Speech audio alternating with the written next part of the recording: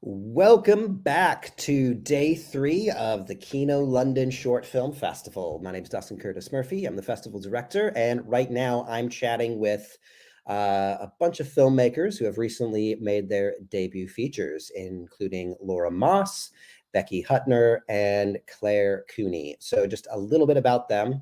Laura is a filmmaker from NYC who's screened at Tribeca, Rotterdam, and South by Southwest. Their feature film, Rebirth, premiered in the midnight section at Sundance this year, 2023, and their short film Friday is featured on the Criterion Channel. They directed the sci-fi comedy pilot Eureka, which won Best Director Comedy Pilot at Seriesfest, and their award-winning screenplay Gordon, written with Brendan J. O'Brien, is currently in development. A bit about Becky. Becky is an award-winning Canadian filmmaker living in England. Her feature documentary, Fashion Reimagined, premiered at Tribeca and earned her a BIFA nomination for Best Debut Director. Becky has also documented fashion and culture in short form for her clients, including the National Gallery, London Fashion Week, and Visit Britain. She's an Emmy-nominated editor with credits including feature documentaries Being Canadian and Rob Stewart's Revolution. And last but not least, Claire Cooney is a filmmaker and SAG actor, currently living in LA, but trained in Chicago. Previously, she wrote, directed, edited, and starred in Runner, a short film that played at 15 film festivals, winning 6 awards, and garnered her a Filmmaker to Watch nomination from the Oscar-qualifying Atlanta Film Festival. She's also a senior programmer at Omeletto, and she's in post-production on her debut feature, Departing Seniors, which is a horror comedy. So I'm going to invite them all onto the screen, and we'll chat about feature filmmaking. Many of you already know if you've been to a lot of Kino events. I also recently did my directorial feature debut with Coyote, so it should be a pretty good conversation as we all compare notes. So let's welcome to the screen, Laura. Hello. Thanks, Dustin. Becky. Hi there. Excited to be here. And Claire. Hi, guys. Hello. Hi. All right. Well, let's just hop straight into it. What I always like to do is kind of trace the journeys so filmmakers can kind of understand where you came from and how you finally got to this point, right? So I'll just kick it off with a little bit of, my background is I started out as an actor. I was a child actor, nonetheless, doing mostly stage, got swept up into my love of production as a teenager, and being born and raised in California. I was lucky enough to start studying film and video production at the age of 13. And then I got kind of swept up into the festival circuit when I was about 15 years old, started competing. I won Seriesfest when I was 18 for Best Student Short. And then my 20s was this never-ending development period where it was, I always felt that I was on the verge of making my debut feature film. Like, it's going to be this year. Okay, no, it's next year. Okay, going to be this year. And now here I am in my 30s, and I'm finally doing that debut feature. I think it's something like 15 years after I optioned my first feature screenplay. So let's just go around the table and let's chat about tracing your journey. Laura, why don't we start with you? I know that I've seen some of your shorts. We featured them on our Short of the Week. I do know you've done some stuff with Sundance Institute and their director, Lab Fellow. So tell me more about your journey to this moment in time. Sure. Yeah. So I come from a art department background and have worked below the line in New York City film production for most of my career. I write. My co-writer is my ex-husband, which is a whole nother podcast or a panel. And he worked in production sound. So it was in 2007 when the writer's strike happened last time. We found ourselves as a result unemployed, and we decided to write and I would direct our first short film. It was a fake documentary about the zombie civil rights movement. It was totally ridiculous. We shot it over 6 months of weekends, and because we had no money to shoot, and it did kind of well. It went to some comedy festivals, a horror festival or two, and I think for me that was when a lot of stuff really clicked. I had like a pretty varied background before art department. I had worked in theater, working with actors. I was an EMT for a short period, and so felt like all of those skills that I had picked up kind of coalesced into directing. I ended up going to grad school at NYU for filmmaking, and then sort of came out, and no one was going to pay me to do it, so I went right back to the art department. And at that point was kind of developing shorts and writing features. So Friday was the short that kind of broke out, and it was a proof of concept for a feature called Gordon that I'm trying to make now. I thought that was going to be my first feature, but I was told by everyone that it was too expensive and it was never going to be my first feature. And I didn't believe them for a few years, and then I, did. So Brendan and I kind of went back to the drawing board. We wrote Rebirth, which is a much more contained film. It really essentially takes place in 2 locations with 3 actors. We got into the Sundance Screenwriters Lab in January of 2020 and took part in that program, Screenwriting and Directing Labs. We were greenlit by Shudder in spring of 2020 to make it in the summer of 2020, which didn't happen. So then I had 2 years to in my room and think about the movie, and we shot it this summer in 2022. Interesting. Well, I have tons of follow-up questions just based on that, but let's continue to go around the table. Becky, let's start with you. We met at the Climate Story Lab in 2020, 2 weeks before lockdown.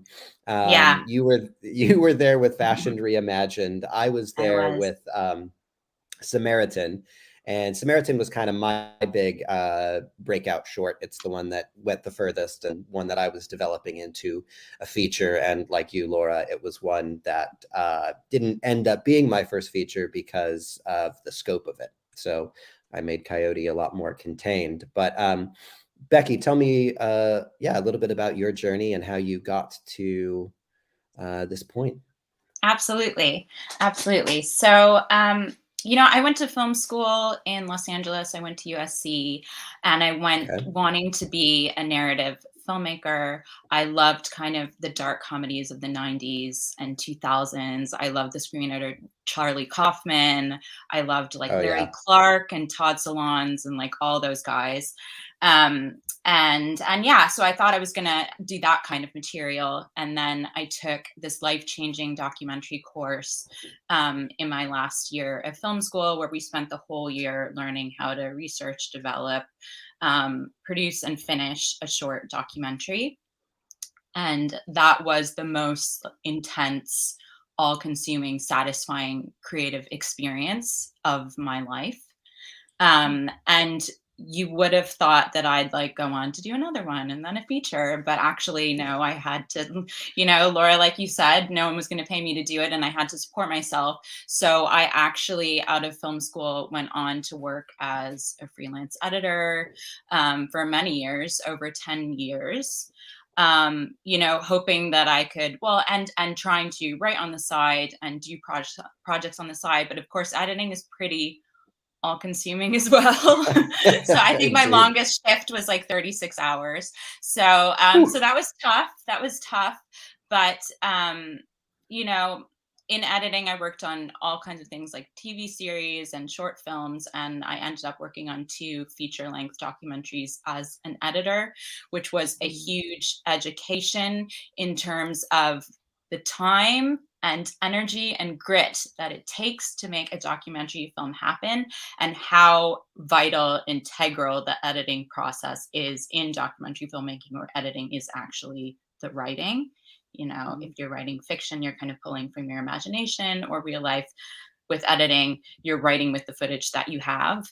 And so, while I was feeling really restless through this period in my career of I really want to direct, Now, in hindsight, I realized that it was very, very valuable to go through this experience and to edit a few features before I directed my own. And slowly started to get directing work for like short form content, commercial work, branded content, which led me to a job in London at a company called Duck Productions, which specializes in creating short form content for fashion brands. And so I was doing a lot of commercial work for designers and content around London Fashion Week. And one of my assignments for Duck was, and by this time, so this is like, I've been an editor for over 10 years, then I'm working in short form, and I was feeling very restless, still wanting to do that feature. I was also feeling restless because I worked on an environmental documentary in 2011 called Revolution. That was about climate change and the collapse of the oceans and the current mass extinction that we're going through. And these were issues that I'd never thought about before. They completely knocked me sideways and changed my course. And I've really been focused on sustainability ever since. So that was something else that was, I made a lot of changes in my personal life, but by the time I got to Duck Productions and working for fashion brands, I was really thinking about how I could do something that could potentially have a broader impact in terms of these issues and how I could use my skills as a filmmaker to do that. So all of these things are like swirling around in my brain. And then I get this assignment to cover the Vogue Designer Fashion Fund, which is an award given to the top emerging designer in the UK each year. And that year, the winner was Amy Powney from a brand called Mother of Pearl. And so I went to film the award ceremony, and we did some filming at her house. And I asked her what was next in her career. And she told me that she was about to embark on this mission to create a sustainable collection from field to finished garment. And she wanted to meet the sheep that were in her wool, and she wanted to meet the cotton pickers that were picking her cotton. She wanted to trace the whole supply chain. And that was just a light bulb moment for me. I knew that I had to follow her story. This was the feature doc that I was looking for. And I went back to my boss at Duck Productions, and took her out for a Prosecco and very nervously pitched the idea to her. A, her business is based on promoting fashion brands. B, they do short form content. They don't do features. But she bravely, her name's Lindsay Lowe, and she bravely took on the project, became a producer, funded it for the first year and a half until we got further funding. And so that's how it began. Oh, interesting story. Claire, let's move on to you now. I obviously connected with you during our panel last year about programming and the work that you do with Omeletto, and I've seen, your shorts. But then obviously after following you on Instagram, I saw we were kind of making our features at the same time, saw some of your behind the scenes, but I don't know much of the story behind how this came about. So tell me about what led up to departing seniors and how you were able to get it greenlit. Well, so my story is a bit, I love hearing about it. It's like, I feel like there's no path to like directing your first film. It's like, so everybody's is different. Everybody's is different. Yeah, it's remarkable just to hear the different stories. So yeah, I started off as an actor. I was in Chicago for a long time, and I had never really, I didn't really know what directing was. I knew I had like a pull towards it. I just never thought it'd be something I would pursue, because honestly, to be upfront, most of the directors I'd met with were like men, you know what I mean? Like on sets. And so I just like never saw myself being able to do that. Or like, how does one train to do it? Like, it seemed so nebulous. So I never really thought about it. And so, yeah, I was like an actor, mostly in theater at first, and then film and TV stuff. And I think I just felt like this itch of like, I would watch how things were done and I'd be like, well, I can do that. And I can do that better than this person's doing that. Or I just had this like pull to like have control over the room. I was like really like wanting to boss people around. You know what I mean? And so then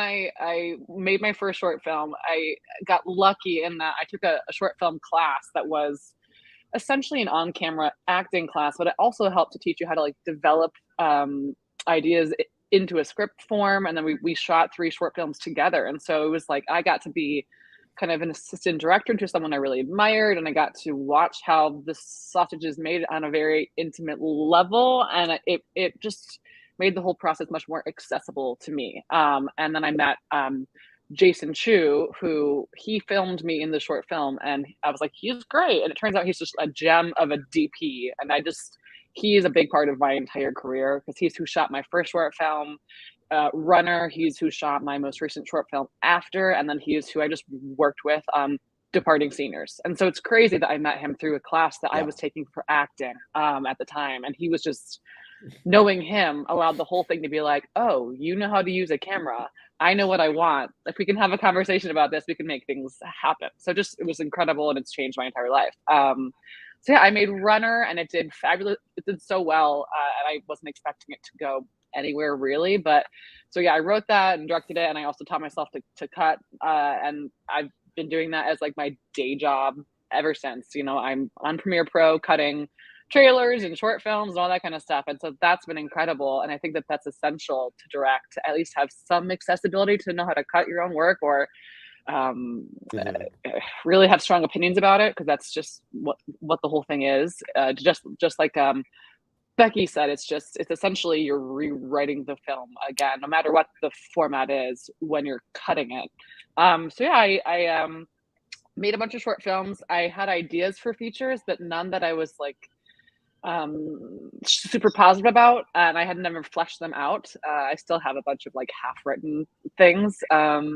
And then my friend Jose Nateris, he is a writer from Chicago, and he had this screenplay that was optioned by this woman who wanted to produce it, but they really didn't know where to start necessarily, because it's hard to find the money for these sorts of things. But he was looking to attach a director, and I was like, sure, you know, like, let's talk. And I read the script and I loved it. And I said to him, I was like, I'm not a horror aficionado. Like, I love Scream, but I'm not, that's not my go-to. And he was like, no, what I care about is that you, I've seen all your work. I like your work. You clearly know how to direct well. You clearly have a passion for working with actors. We think your eye is great, and you're also really scrappy. And this film it was a very ambitious film for the budget we had. And so he was like, I know you can make it look and feel as high budget as possible and be scrappy and make it work. So we want you to be on board.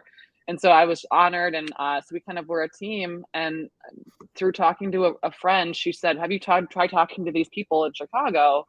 They're called Dark Sky, and they're usually a distributor, but they also they have like a production company wing, and they're starting to make more movies. And so we reached out to them, and 2 months later they were like, yeah, we'll pay for it. And so we were making the movie. So it was like, kind of, we were nowhere. We had no idea how to find the money. We knew we wanted to all work together and make it happen, but there was no real plan. And then we had a phone call. They liked the script. It was the right size film for them, and we were good to go. So it happened really quickly. And then we filmed that in August 2022, and we wrapped up production like a couple days ago. So not production, post-production. So the DCP is being made right now, and it's done. Wow. So thank goodness. There you go. Thank you. Nice. Great moment. Congratulations. Thank you.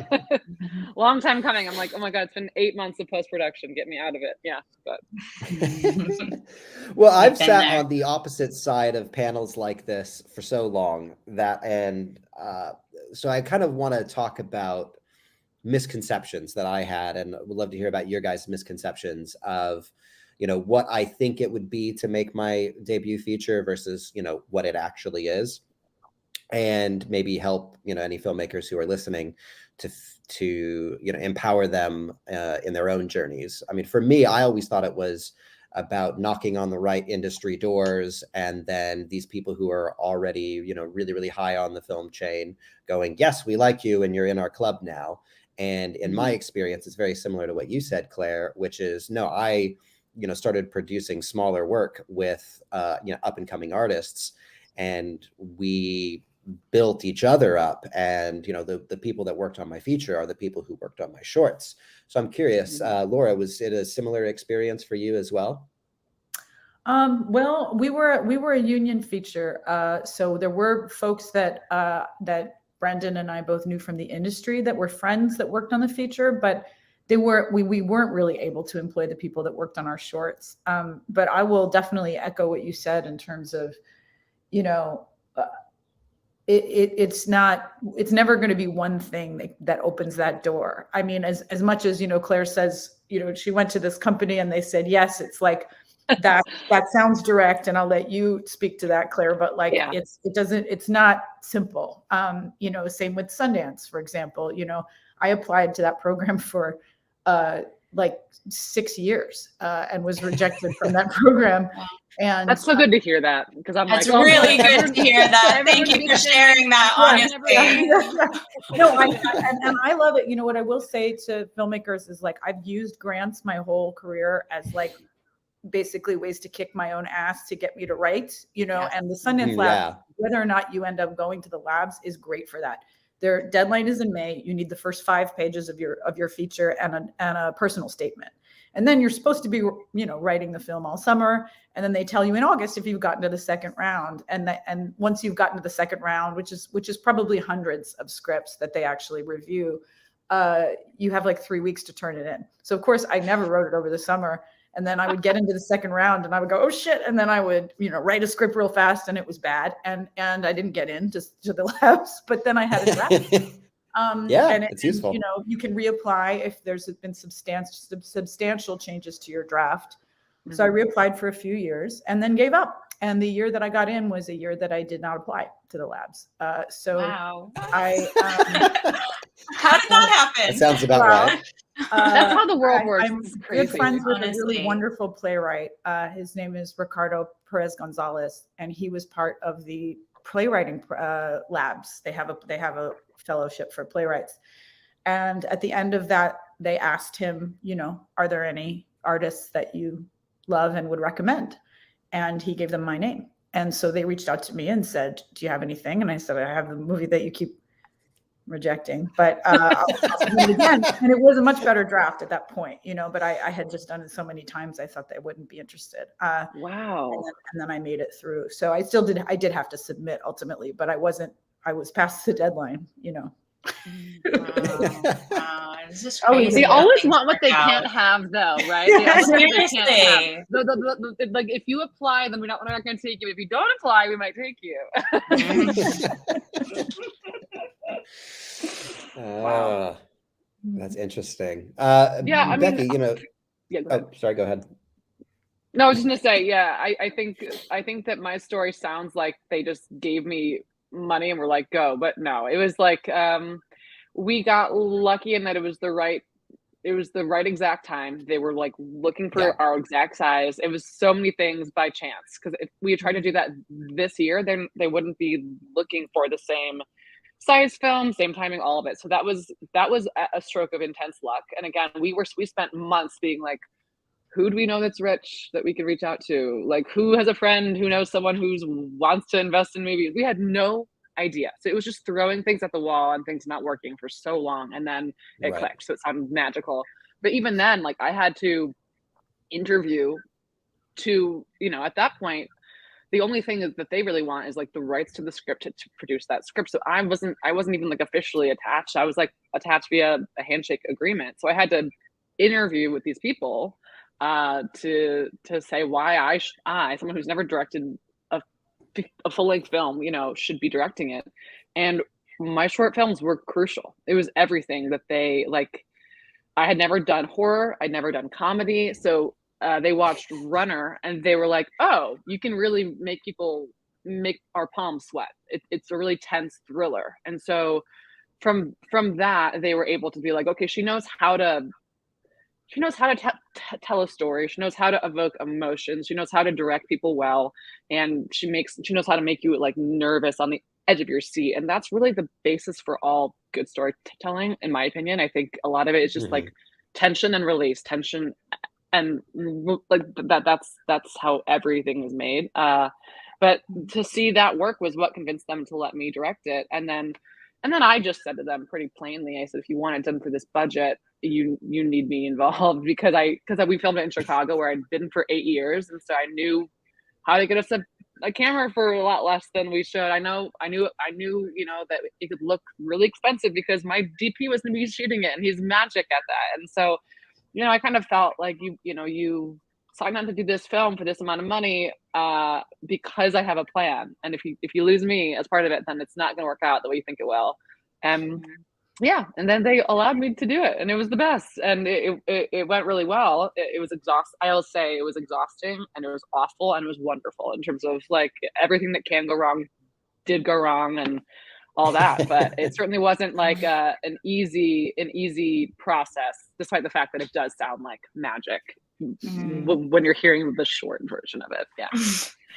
I completely relate to what Claire said about throwing things at the wall and just seeing what sticks, because I too didn't really have connections in the documentary world. And I should say our film was a 5-year process, and it took us 3.5 years to raise the full financing. With documentary, it's a bit different because you can raise as you go, shoot some, and then keep raising. So, it was a 1.5 years of being funded by my boss at Duck Productions, and she was really getting like a little bit fed up, rightly so, and we were just desperate to find some other financing, and so I decided to take a leap of faith and go to EFM at Berlinale, so the European film market. And I guess that would be a tip as something that worked for me and really progressed my project, is going to some of these like the industry side of the bigger film festivals, pitch events, labs. I didn't know anyone going, but they provide you with a list of all the industry people in attendance. And so I was just cold emailing as many people as possible and setting up meetings. They also have some kind of built-in activities for you as a participant. And one of them was a roundtable pitch to a sales agent. And that changed the trajectory of our film. So I was pitching to Vesna Tudic, formerly at Dog Wolf, but she was at Met Films, and she was a very established sales agent. And I pitched to her, and she loved it. And we met back in London. She lived in London, and she decided to take on the project really early on. And having her on then gave us a lot of credibility. She helped us raise financing. I had been applying to grant after grant after grant. I'd gotten like one small grant by this point. This is like, 2 years into the project. I had applied for the BFI, the British Film Institute Doc Society grant, was rejected, applied again with like Vesna on board, and, we'd done more shooting and we had a better teaser. And I really think, Dustin, you were saying, sometimes you thought it was about, getting in with that one person, and sometimes it is and sometimes it isn't. But I really think that Vesna turned things around for us and just opened up so many doors for us. Then we got BFI funding, then other investors came on board, then we got further funding through the BFI. It's just like, we really did need that one person in that case, bless her heart.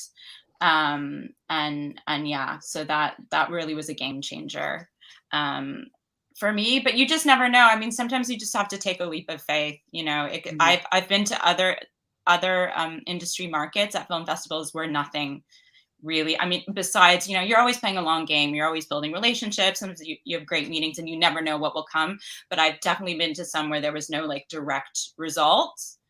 But in this case, there was. Yeah, no, I think it's definitely important to play the long game, and similarly, in my experience, having that momentum was as well. So coming off of doing short form, I did 3 short films in 2019. I didn't need to do another one, but I had this concept that just wouldn't go away. So I did write it as a short form, and we had a little bit of money, about like $5,000, to do it as a short. But I never ended up actually putting it into production because I felt that shorts were kind of distracting me from my ultimate goal of doing features.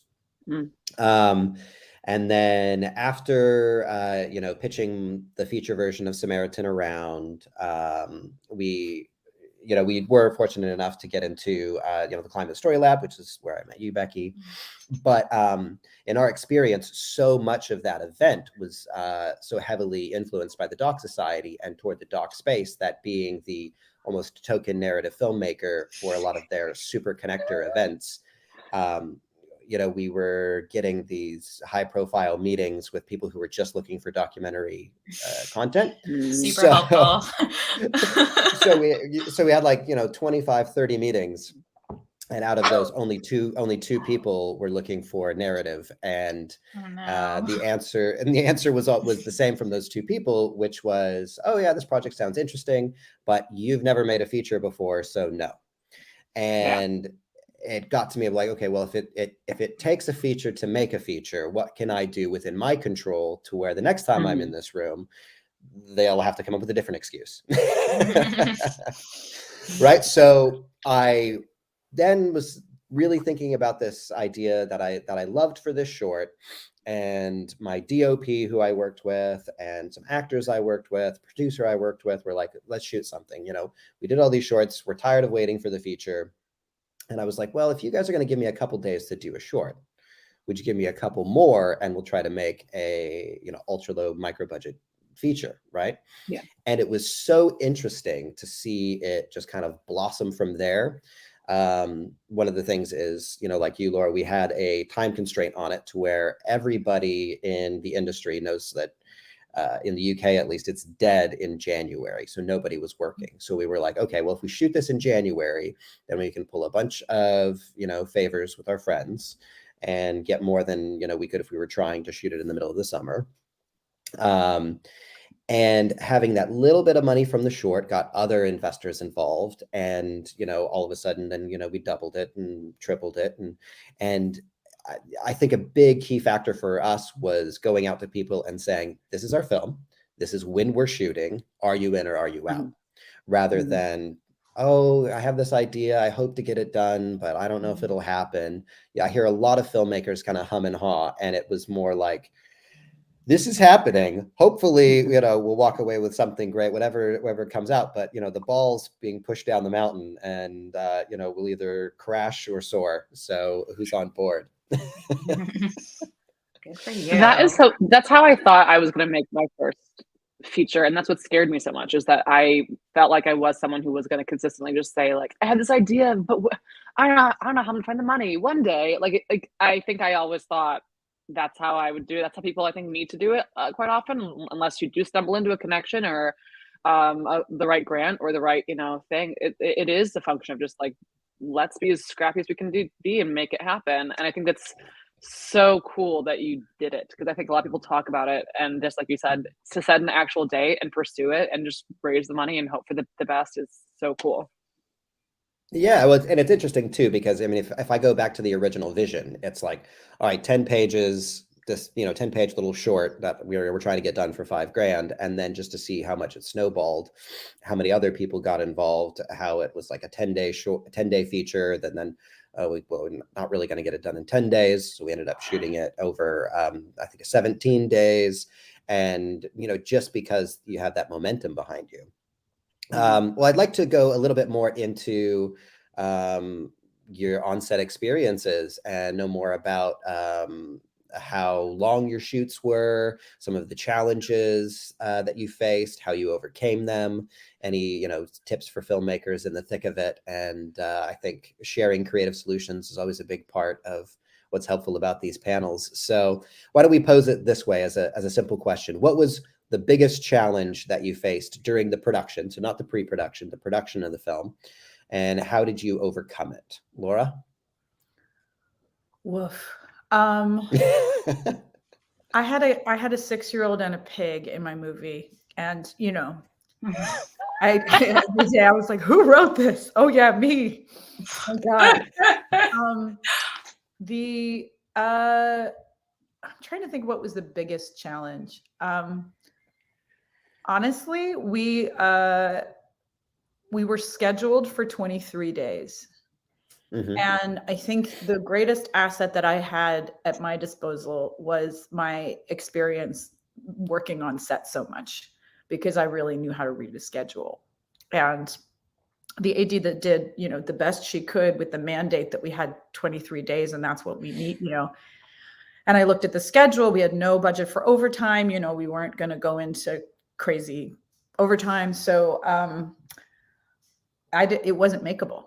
Like the schedule was not makeable. And so I really had to, you know, advocate for that and, you know, explain my thinking around, you know, I don't know what to cut. How are we going to make these days, you know, ultimately ending up sort of negotiating, you know, out of my own fee, an extra day of filming.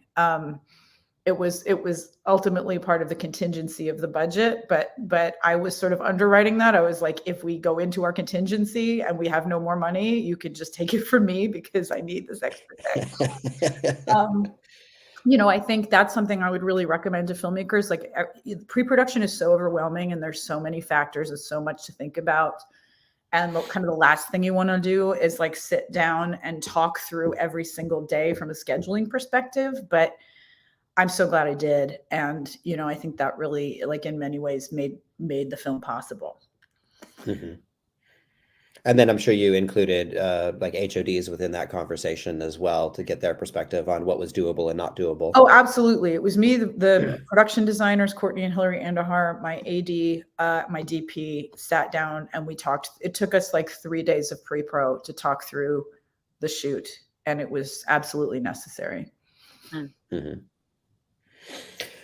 Yeah, Becky, your perspective on that. I mean, obviously you were collecting a large amount of footage, so it was, I mean, how long would you say production was, since you were having footage over, you know, for the course of a couple of years, right?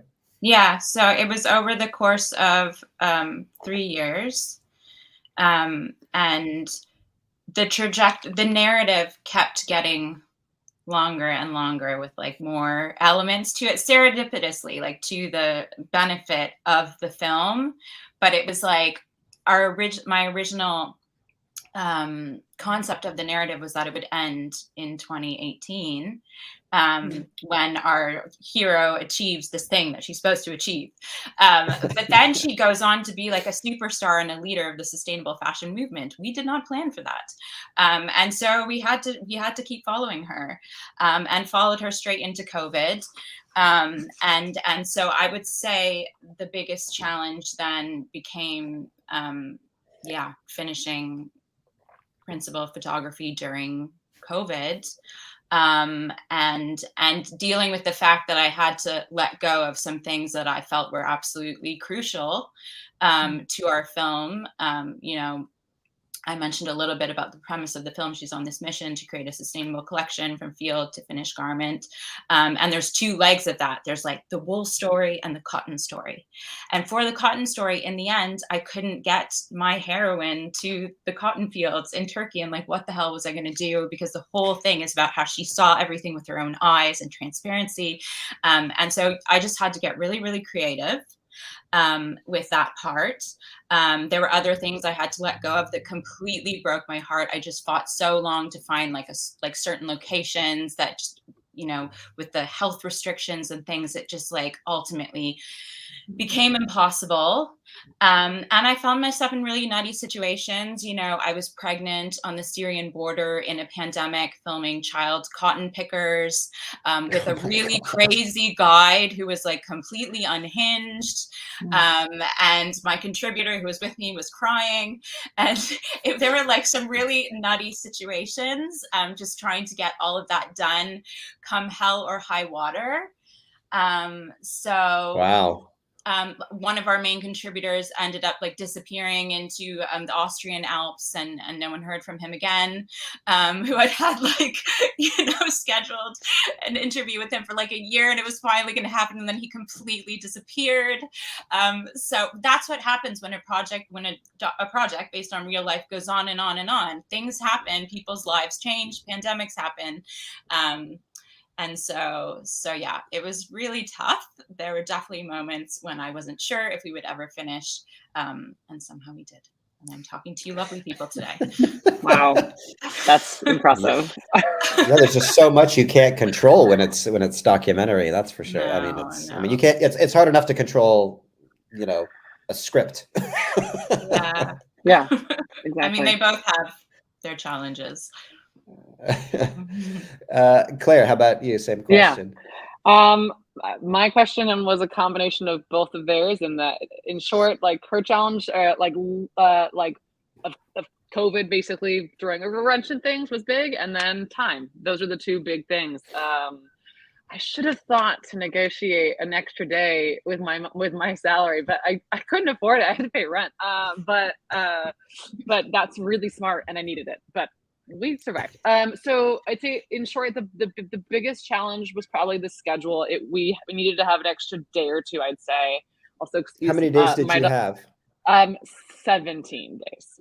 17 days. Yeah.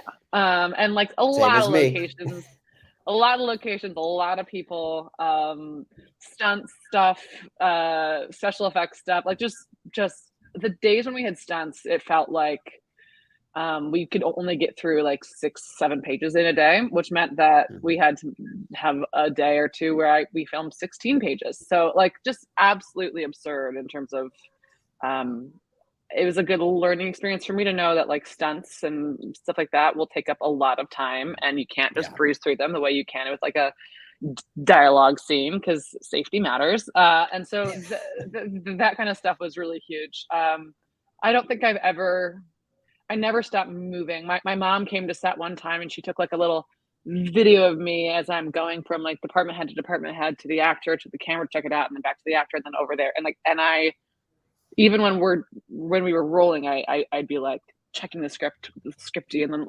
then like I never stopped moving. I look like I'm like the Energizer Bunny, like, and at the end of each day, you know, I'd be on my feet for like 16 hours, and I'd be icing my feet, because it just was like it was like running a marathon every day. And my director of photography, he had to carry a huge camera half the time, and he was exhausted too. We just both looked like we'd been through like a day of battle every day. I've never been that tired in my life. Yep. So it was done. It happened, but there were a lot of shots where it was like, we literally don't have time. We have to leave this space at this time. There's no backup plan. You know, all of our locations were begged, borrowed, and stolen. And so it wasn't like we had some kind of contract of like, we need an extra hour. Like, no, school was going to start. We have to get out of the school, or there's going to be a group of older ladies coming to do like a water, like Lamaze class in 2 hours. We have to leave this pool right now. So there wasn't really any extra breathing room.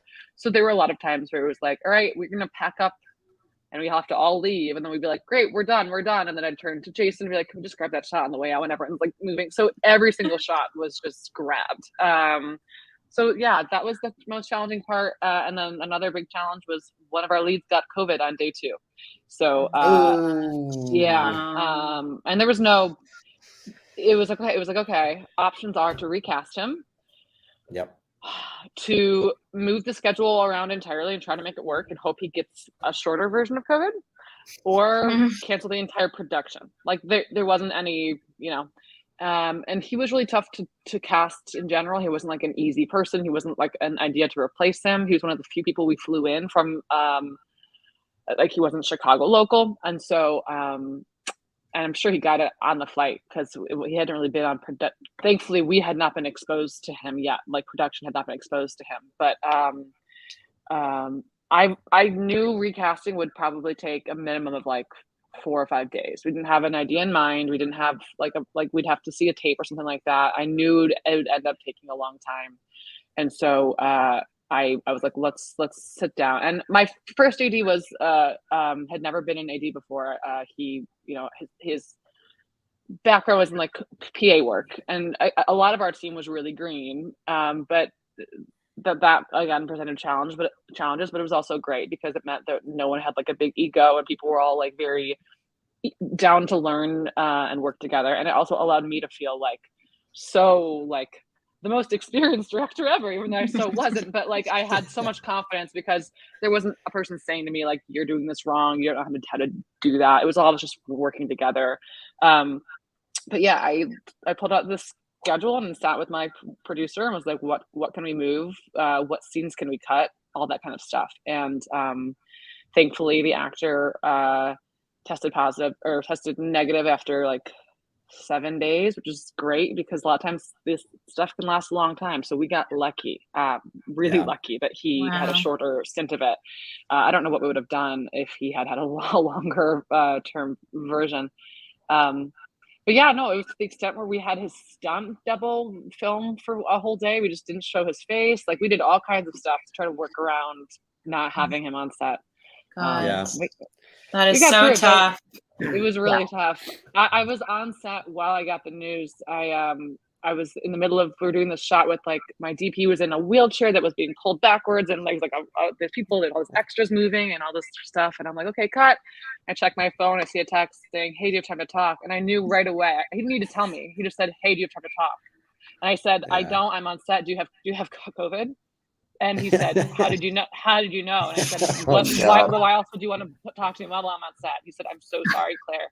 And I was like, no problem. And I call my producer over. I'm like, hey, he has COVID, so we're gonna have to talk. Okay, and action. Like truly, it was like that moment of like trying to stay calm, tell my producer so she can start to handle it, and then also not disturb what was going on like at the same time. It was crazy. Yeah. But, wow. Fun. Have any of you ever seen that documentary Lost in La Mancha? Yes, amazing. Yeah, it's a mini little story from that, but it's Terry Gilliam in the 90s with trying to make what I think eventually turned into The Man Who Killed Don Quixote, which just came out like last year or the year before, and it's something he's been trying to make for 20, 30 years. And it's everything that could possibly goes wrong. You know, from actors getting sick and picking the wrong locations. I think the pinnacle is a natural disaster. A flood comes along and washes away all of their equipment. And at that point, they just pack it up and go, okay, we're done. Like, oh my gosh, this is not salvageable. And he'd cast Johnny Depp in it as well. So it would have ended up being a Johnny Depp movie from the 90s. Wow. Let's move on. We have a little bit of time left, about 10 minutes or so. So I want to get to more where we're at now. So and a little bit before. So let's talk a little bit about post-production and distribution, and then the release of the film. I think particularly more interested in distribution, how that came about for your projects, if that was something based on the production companies that you worked with, that was deals already in place, if you finished the project and then shopped it around. What did that path look like for you? Because again, not all distribution paths are the same. Laura? Yeah, so Shudder produced our film and financed our film. They were our sole financiers. They came on board after the Sundance Labs. I met Emily Gatto, the exec there, who was really supportive of the movie from the beginning. So I was very lucky. When we got into Sundance, we knew that our VOD distribution was going to be Shudder.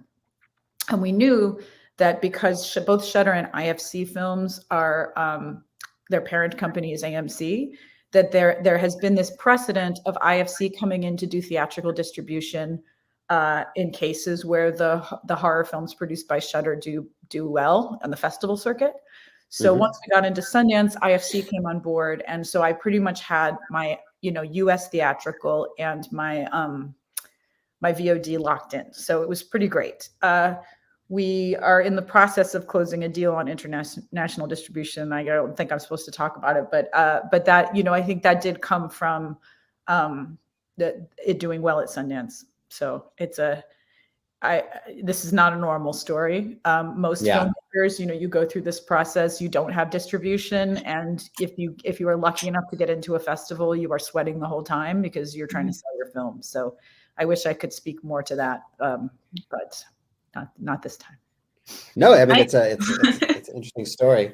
Becky, you're released. Sweating. I can speak to sweating through the festival, definitely, because we did not have distribution when we went out for our festival run. Although we did really try with one platform beforehand and got close, and then it didn't happen, and it broke all of our hearts. So we are still finalizing our US distribution. so I'm not allowed to say anything on that end. But as I said, a sales agent came on early on in the process. So while we didn't have distribution beforehand, I felt quite confident in these guys and hopeful. And so, you know, we premiered at Tribeca. We didn't actually get that much press or buzz out of Tribeca, I have to say. But then we played at Sheffield. So we had our UK premiere at Sheffield Doc Fest. And the whole team at Sky was there. And decided to come on board like right there at the festival, which was amazing. And so yeah, we had a theatrical run in the UK and Ireland, and we're now on Sky and Now TV. I don't know if you guys know Sky or Now TV, but I want to say, I mean, I don't want to compare them to HBO because they're not, but they are, you know, but they are. They're big. Are they like They're the massive. HBO of the UK? I don't know. I mean, I don't know. Yeah. I don't know if anybody's exactly like HBO. No They all one's kind of have their own exactly like lanes. HBO. Yeah. But so that's where we landed. We have we've also sold in a bunch of territories all through, you know, our wonderful sales team. But it's been really tough going in the US, which just makes me so sad because I've been to a lot of festivals in the US with this film, and the audience response is so incredible and so heartwarming. So I know that there is an audience for this film there, and yet like all the platforms said no. And so yeah, that's been really disappointing. And we've been told that like issue docs are not popular right now. It's all about like true crime and projects with previous IP. Yes, our doc is an issue doc, but it's also character based and like, you know, narrative driven. So that's a shame, but fingers crossed that we land in a good home in the US, and you know, at least other parts of the world have, you know, come on board and supported our film. Yeah, good, interesting. Claire, where are you at? My fingers, you know, thank you. Yeah. I don't even know what I'll have to share really, aside from the fact that so the folks that funded our movie, they are called Queensbury Pictures, and they are a production company that's under the parent company of Dark Sky Films, and they operate out of Chicago, which is how I found them. Chicago and Los Angeles, kind of, and then London. And so they are taking the film, I know, to Cannes to do a special market screening of some kind of the film. And the folks of Queensbury / Dark Sky are kind of like representing it in sales. But I think the intention is to find a buyer. And you know, I'm not in on the loop of what the plans are, because this is kind of where I made the film. I'm like, here you go, it's done.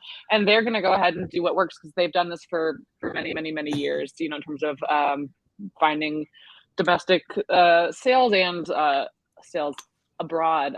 So I don't have any news yet, but I'll certainly let you know. We're hoping to have a film festival premiere in the late summer or early fall. A couple things are swirling around, but nothing is confirmed yet. And then hopefully it'll be released on one of the bigger platforms in the late fall. Again, I trust it will work out that way, because the folks I'm working with have a lot of experience in the business, and they're wonderful. But I'm so not in the loop on that, so I don't have enough to share on this topic, sadly.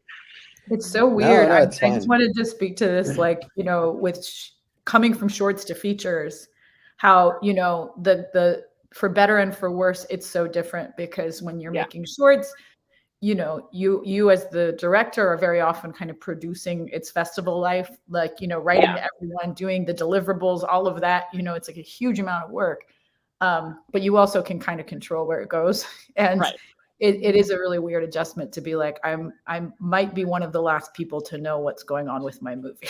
Like, maybe it's really weird. Really the last, but I'm the second to last person. Yeah, it's weird for me right now to be like, I'm like, can I check out the poster? Is that made yet? Or can I check out the trailer? Is that like, I'm like, I'm not the one doing it. And that's shocking, because it was always just me using my like some version of like Canva to make a poster for my short films, you know, so it's not like I have a team behind me usually. So yeah. Something else I yeah. wanted to mention that I think is really, really helpful in terms of raising the profile of your film and gaining press, if you have a streaming deal, is having a theatrical release. Ours was self-funded, but I'm really, really glad we were able to do it because it garnered us a ton of press, a ton of attention, and really primed the next phase of the film, which was, streaming on Sky and NowTv. We wouldn't have gotten anywhere close to the amount of attention that we did without that theatrical run. I did a screening tour across the UK. I did like 50 Q&As, something crazy like that. And I think it really, really did make a big difference. That's great. Cool. Cool. All right, guys. Well, thanks so much for joining me. I think it's about time to wrap the conversation up. But hopefully, I loved it, so I hope our audience did as well. And thank you so much for joining. It was great to pick your brains. Thank you for having us. Yeah, it was so great to learn about everyone else's stories. Yeah. I know. I love it. All right, guys. I will send you off screen for now. All right, well, thanks for tuning in. Up next at 8 p.m. GMT here in London is our Film Festival Programmers Roundtable with panelists from the Academy Award qualifying River Run International Film Festival, Dances with Films, and the BIFA qualifying Beeston Film Festival. And if you're in London, don't forget to book your tickets to our industry night tomorrow, which is Wednesday, April 26th at the Strong Room in Shoreditch. This event features networking and 2 more amazing industry panels, film distribution, festivals, and beyond. In that session, you'll be able to pick the brains of festival programmers and online distributors to gain insight into the best released for your feature or short. And our second panel will be debut features on the UK filmmakers making the leap from shorts to features, and which will be very similar to tonight's conversation, but included in that will be the filmmakers behind Winnie the Pooh, Blood and Honey, Little Bone Lodge, which just premiered at Fright Fest in Glasgow, and Kill Your Lover, which is in post-production, made by some of our festival winners last year. We'll also be chatting with a BAFTA nominee from the short side, some festival directors and programmers from Sci-Fi London, Romford Film Festival, Kingston International Film Festival, and then distributors, Director's Notes, Clipist, Genera Films, and Shorts TV. So I hope you'll join us, and we will catch you next time.